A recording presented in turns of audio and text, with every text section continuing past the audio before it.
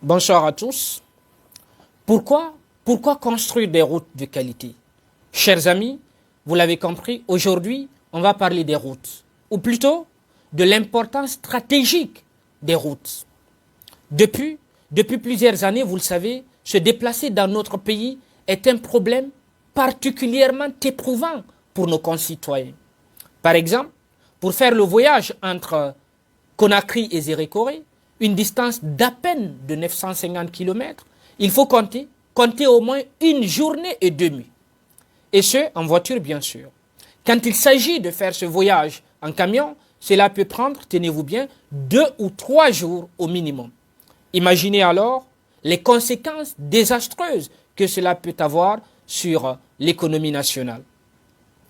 Or, en temps normal, c'est-à-dire si nous avions à notre disposition des routes au revêtement irréprochable, des routes aux dimensions parfaitement adaptées, un tel voyage, chers amis, ne durerait pas plus de 8 heures de temps. Chers amis, pour répondre à la question que nous venons de poser, à savoir pourquoi construire des routes de qualité, nous allons tout simplement commencer par rappeler une évidence. Vous le savez, tout commence par une route. Il n'y a absolument pas de développement économique sans route. C'est une évidence. C'est ce que nous apprennent d'ailleurs tous les experts des questions de développement économique. C'est pourquoi, vous le savez, chers compatriotes, les Guinéens, nos compatriotes, n'ont jamais cessé de réclamer à leurs gouvernements successifs des routes. Oui, des routes de qualité. Mais, voyez-vous, si depuis plus de 6 décennies, nous réclamons des routes, chers amis, la triste réalité est que des routes, notre pays n'en a presque pas. Or, comme tout commence par une route, pour un pays, avoir un réseau routier performant, un réseau routier qui quadrille l'ensemble de son territoire, avoir un tel réseau routier est d'une importance incommensurable. À ce titre, chers amis, je voudrais rappeler quelques éléments caractéristiques traduisant cette grande importance des routes pour tout pays. Et ceci, si vous le permettez, en 3 points. D'abord, sur le plan économique. Dans ce domaine-là, les routes sont à l'image des vaisseaux sanguins pour le corps. Elles irriguent le cœur de l'économie, la mobilité des personnes, la circulation des biens, chers amis. Ce sont des conditions indispensables, oui, indispensables au développement économique. Nous le savons ça.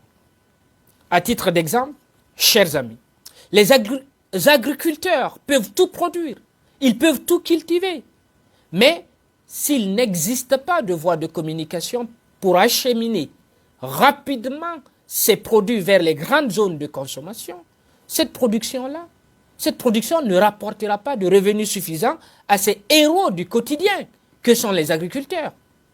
C'est une évidence. Ensuite, sur le plan social, dans cette matière-là aussi, chers amis, les routes jouent un rôle capital, un rôle fondamental.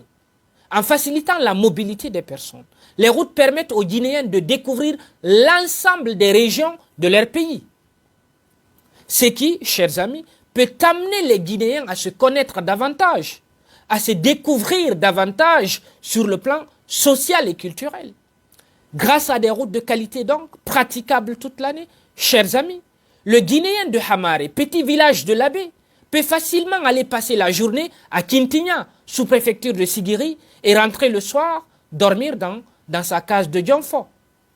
Les routes sont donc, chers compatriotes, un puissant facteur d'intégration culturelle interguinéen. Chers amis, voyez-vous, quel Guinéen ne rêve-t-il pas d'aller passer ses week-ends en compagnie d'enfants et d'épouses au sommet des montagnes de Dalaba pour profiter du climat paradisiaque dont la nature a doté cette partie de la Guinée. Mais combien ont-ils pu le faire? Très peu, bien sûr, faute de routes de qualité. Faute de routes de qualité, chers amis.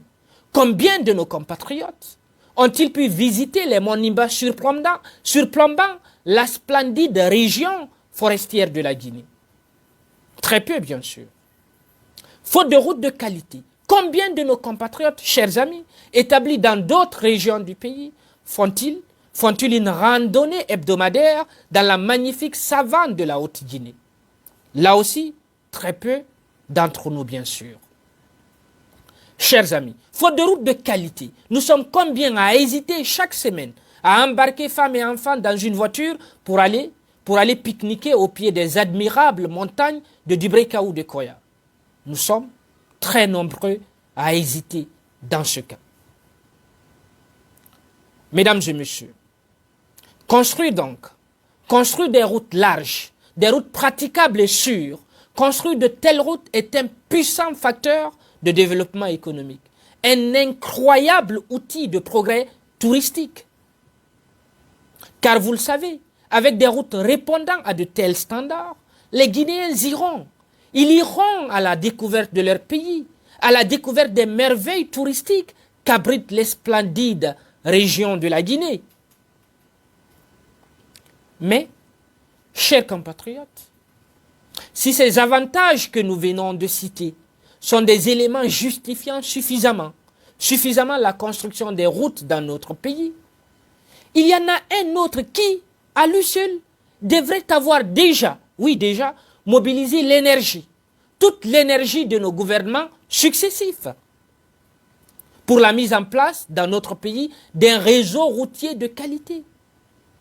Cet élément, c'est la nécessité de pouvoir exercer la souveraineté sur toute l'étendue du territoire national. Un gouvernement, chers amis, peut-il prétendre avoir une maîtrise de son territoire si des régions de ce territoire peuvent se retrouver coupées du reste du pays faute de routes de qualité et praticables? Non, ce n'est pas possible. Chers concitoyens, les bénéfices pour notre pays de disposer des routes de communication routière d'une qualité irréprochable, les bénéfices d'un tel réseau routier sont incommensurables. Il faut qu'on en soit conscient. Mais on va, si vous le voulez, s'en tenir à ces quelques éléments que l'on vient de rappeler.